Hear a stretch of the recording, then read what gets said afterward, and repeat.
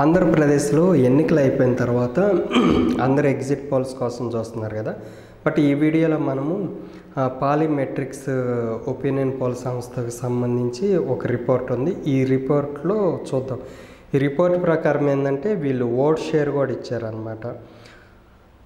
Vote share ప్రకారం చూసుకుంటే కాంగ్రెస్కి 1% ఓటు వచ్చిందని, టీడీపీతో పాటు ఇప్పుడు కూటమి ఉంది కదా, టీడీపీ బీజేపీ జనసేన కూటమికి 43% వచ్చిందని, వైఎస్ఆర్సీపీకి 51.5% ఓట్లు అనమాట.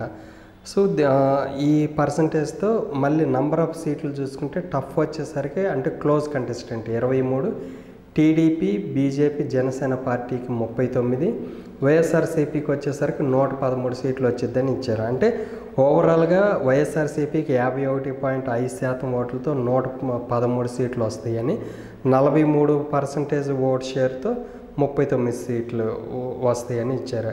అంటే ఓవరాల్గా చూసుకుంటే 8.5% ఓట్ షేర్ అనేది కూటమికి కానీ వైఎస్ఆర్సీపీకి కానీ డిఫరెన్స్ ఉందనేది ఈ సర్వే సంస్థ ఇచ్చింది.